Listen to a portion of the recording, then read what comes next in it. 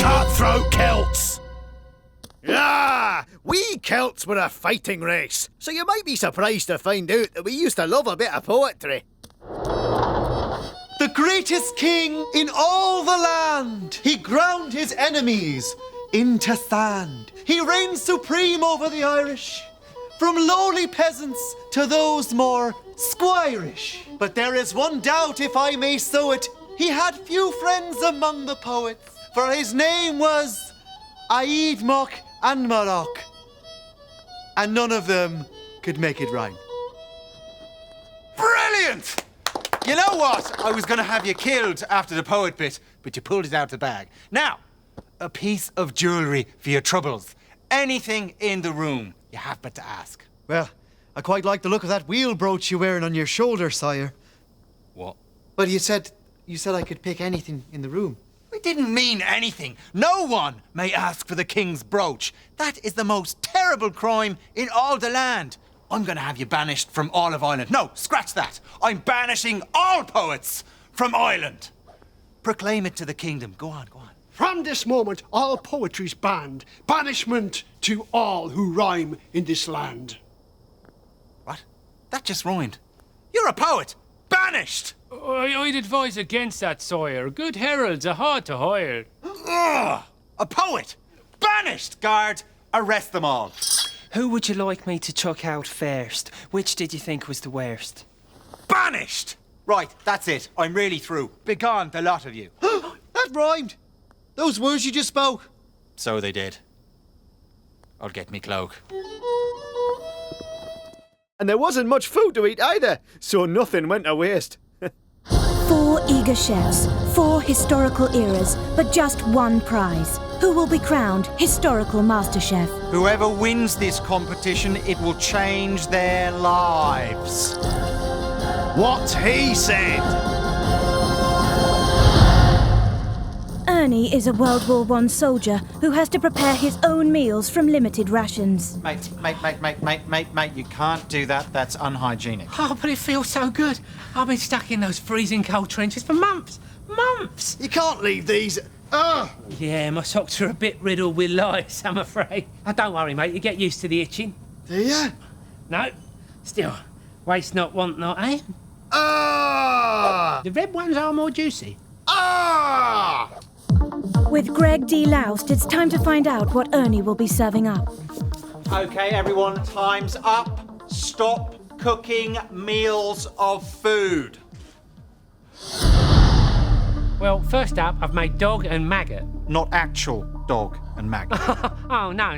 That's just trench talk for bread and cheese. I'm following that with baby's head. Right, not actual babies. No, not actual babies. That's trench talk for meat pudding. It's called that 'cause it looks a bit like a baby's head. And lastly, my piece de resistance, messenger pigeon pie. Now you're talking. What? Just to double check, not actual messenger pigeon. Yeah, actual. Well, we weren't sending any messages, so waste not, want not. Talking of which, it's not bad. Ernie, your food was disgusting. However, we admired your resourcefulness, and for that reason, we're putting you through to the next round. Congratulations, mate. Oh, that's wonderful, thank you. What is this? Tea from stale rainwater I scooped out of a dirty shell hole. It does tend to give you quite bad diarrhoea if you're not used to it. Oh, I don't think I'm going to make it, boys. Waste not, want not, eh? Oh, still not used to it,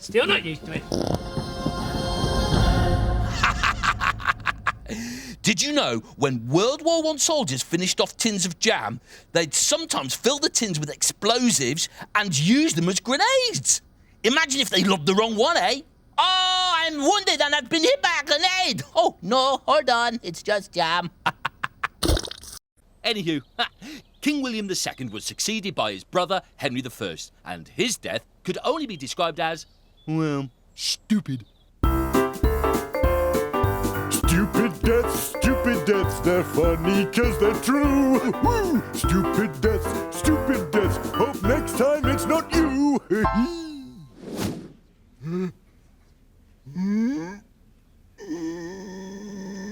Oh, I blinked. You know, there's just no beating him in a staring contest. How does he do it? How do you... Oh, next! And your name is? Henry I, King of England. Oh, sorry. Well, Henry, you seem to have a little problem. Anything you'd like to divulge? Yes, I'll tell you my story, but I'm going to have to be quick. Yes, please. I was visiting my grandchildren in Normandy, and I had a lovely meal of my favourite dish, lamprey. Lamprey? Yes, it's a kind of eel. Well, nice. Oh, yes, they are nice. That's good. Carry on. My doctor had advised me, don't eat so many lampreys, they're bad for you, but I just loved them so much, and I scoffed and scoffed and I scoffed and... And I had so many that I got a real pain in my gut. Did the eels make you feel eel? Do you get it? Eel. Ill. I'm saying ill. Eel. Yes, ill. I get eel, it. Ill. Oh, it's just you didn't laugh, so I thought No. you didn't hear it. No? Okay, carry on. Well, my doctor advised me to take a laxative. He said it would give me diarrhea for a day, but it would clear out my bowels. Charming. Yes, and clear out my bowels it certainly did. I just kept on pooing and pooing and pooing Yes? until I died. Hey, you could say you were dying to go to the toilet. Oh, I'd leave it 5 minutes if I were you. It smells like someone's died in there. Oh, they have. You. Can I go now? I'll just confer with the judges. Yeah. Oh, yeah. Oh, I completely agree. No, I really need to go now. Well, Henry, congratulations. You're through to the afterlife. Thank you. Phooey. You sure one of those wasn't you? You? Oh, how could you? Face of an angel. Next! Stupid death, stupid death. Hope next time it's not you.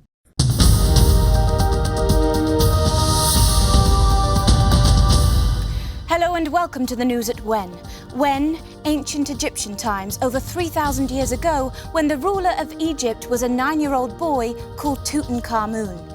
He had a very strange family. For more details, here's Bob Hale with the Pharaoh Report. Thank you, Sam. Well, it's 1341 BC, and we're over here in ancient Egypt, where a wickle baby has just been born. And his name is Tutankhamun, though he's also known as Tutankhamen, Tutankhamon, Tutankhaten, Amenhotep, and Steve, and King Tut, though probably not Steve. And King Tut's dad was also a king, a pharaoh called Akhenaten. At least we think that's his dad. It's very hard to be sure because it was so long ago that no one can really remember. Not even my Nan, and she's really old, though she certainly doesn't look it. Love you, Nan. What we do know is that when King Tut was just 6 years old, Akhenaten died. Yes, his daddy became a mummy, which is a very complex operation. And King Tut's big brother Smenki becomes pharaoh, and then promptly dies, only to be replaced by his sister Nefi, who then promptly dies, meaning that at just 9 years old, Tutankhamun becomes pharaoh, which I think is fair enough. All right, no more jokes. Of course, running a country is no job for a 9-year-old because it's far too boring. So King Tut's uncle turns up, a chap called I, and he says he will keep an eye on things. Sorry, forgot. So Uncle I runs the country so that King Tut can get on with doing all the fun stuff that kids do, like playing games, going to school and getting married. Yep, getting married. And if you thought that was weird, to keep his royal bloodline pure, his new wife is also his sister. And she used to be his stepmom, so it's double. Anyway, King Tut grows up, Uncle I hands over power to Mr. and Mrs. Tut, and they rule Egypt together as husband and wife, mum, sister, and that's the end of that. Or so we thought, but the history books tell us that Uncle I didn't want to give up power, so he killed King Tut by bashing him on the head, a little something like that. Yep, that'll do it. Except that didn't do it. No, it turns out the history books got it wrong, and King Tut actually died from an infected broken leg, leaving poor old Mrs. Tut with a broken heart and the crown of Egypt, which of course Uncle I wants for himself. And how does he plan to get it? Well, by marrying Mrs. Tut, even though she's his granddaughter, which is times this much. Woo! But Mrs. Tut has other ideas. She decides to marry a foreign prince called Zananza instead because he's got such a cool name. But sadly, Zananza gets cold feet.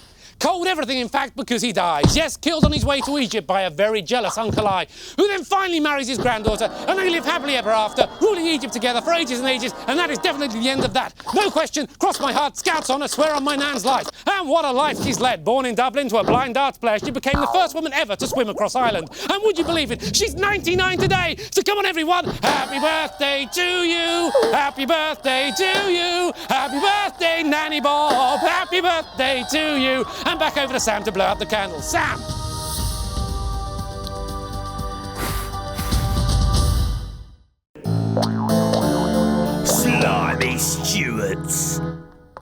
The English Civil War pitted the Royalist supporters of the king against the Roundhead supporters of Parliament. Everyone took sides, even highwaymen, like James Hind. I just don't know why we couldn't just take the main road. It's making me nervous. Because it's quicker this way on foot, isn't it? Look, you don't need to worry. It's perfectly safe. Stand and deliver your money or your life! Take my wedding ring. Yeah. Hang on. Let's not get ahead of ourselves. What? Well, before we get on to the actual robbery, there's just a few quick questions I need to ask. Are you, or have you ever been, a parliamentarian or in any other way opposed to the King Charles? Absolutely not. No, we're Royalists. Oh, that's good. Yeah, something of a royalist myself, actually. Really? Small world. Yeah, isn't it? Would you consider yourself to be enjoying good fortunes, suffering bad fortunes, or don't know? My entire estate has just been taken over by Roundheads. Half of my family have been killed and my carriage has been burnt to the ground. Bad fortunes it isn't. Honestly, it's terrible around here now, all this crime.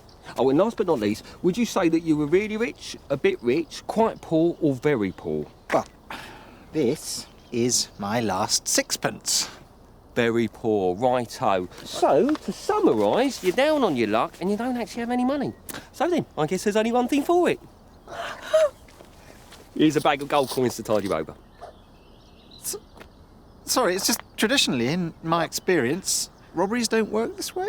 No. Well, if you were a parliamentarian, it'd be a very different story indeed. But the thing is, I've got a bit of a soft spot for fellow Royalists, especially if they're in a hard time of it. So, go on, fill your boots. Thank you. Thank you. No problem. Well, I suppose I better shoot, so to speak. See what I did there? Yeah. Well, my day you go now. Oh, he seemed nice. Absolutely charming. Stand and deliver your money or your life! Thank you, we're Royalists. In ancient Mexico, us Aztecs ate all sorts of unusual stuff, like monkeys, frogs and lizards. But at a certain time of the year, our diet wasn't nearly as interesting. Previously on Aztec Come Dine With Me, Mamexi served up a meal of maize and beans. Ooh, thank you. Come here, maize and beans. Shantico prepared a dish of maize and beans. Sir, it's maize and beans. Can I get you one of these? Oh, yes. Everyone for beans? Oh, yes, please. And Tennant cooked maize and beans with a side order of beans. Quelle surprise.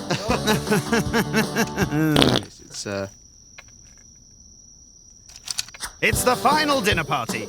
Can't wait to find out what Atsy's going to be cooking for her guests tonight. I've decided to cook maize and beans because I don't have any choice. In the Aztec calendar, it's the days of eating maize and beans when we just eat maize and beans. For 19 days, it's to celebrate the end of the dry season. Yes, and the beginning of the windy one. It's hot and sticky in the kitchen, and Atsy hasn't even started cooking. And now the guests are arriving. That's no good. Yeah, take your blanket. You look fabulous. Oh, so you do look you. really, Look really nice. fantastic. Now, I'm just in the kitchen, so just help yourselves to some cactus wine. Thank you. All right. Cactus wine? I hope they've taken the spikes out. Meanwhile, back in the kitchen, Atsy prepares the sacred maize in the traditional Aztec manner by blowing on it. Well, that's one way of doing it. Oh, no. Oh, please tell me you're not going to use that maize. It's been on the floor. Maize is sacred to us Aztecs, so not a single grain must be wasted. Is it me or is it a bit drafty in here? It's you. It's time for dinner, and before the main course of maize and beans, Atsy has prepared a surprise starter. Wow. It's maize and beans. Whoa! Love it. That is my favourite. Mine too. Several plates of maize and beans later, it's time for Atsy to entertain her guests by playing a tune on her Aztec pipes, while the other guests give a blast on their Aztec pipes. Go on, fella. Time for the all-important scores. A 3 from Mamexi, 7 from Shantico, and a big fat one from Tennant, who gives Atsy 10 out of 10, which means that Atsy is the winner of this week's cash prize, 1,000 beans. 1,000 beans? Relax, relax. They're cocoa beans for making chocolate. It's Aztec money.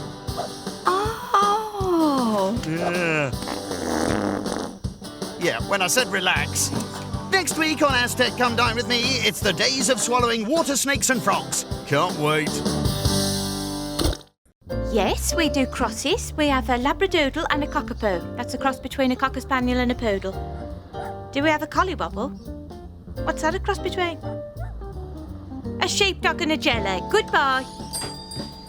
Good day, madam. I wonder if you might render me your assistance. I require 2 of your finest geese, don't you know? I've had trouble with you historical people before.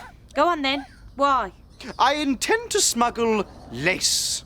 I will force-feed the one this fine lace, smuggle it into the country, and then have him vomit it up on t'other side. Well, that's not going to happen. What do you want the other one for? I intend to grease t'other's head and hang him upside down from a tree so as my friends and I can gallop underneath on horseback and pull his head off. It's called grease goose grabbing. Georgian fun and games, don't you know? Oh, I know what you're thinking. We kill them first. We're not savages. Well, we are definitely out of geese. You know, in the modern era, we actually like animals. Love 'em myself, my lady. Love 'em myself. How's about I purchase this kitty for 2 shillings? Oh, do you have another one? This one's quite fat. Couldn't possibly eat the whole thing. Cats are not food. Precisely. And that is why it shall prove such excellent entertainment when I eat a dead one whole at the Georgian village fete. Really? Go on, out you go. Otherwise I'll get my dog on you. All right. No need to release the hound. You'd lick him to death, wouldn't you, Muppet? Eh? Do you know of a place nearby that sells nails? I need something to feed my ostrich. Out! How dare you!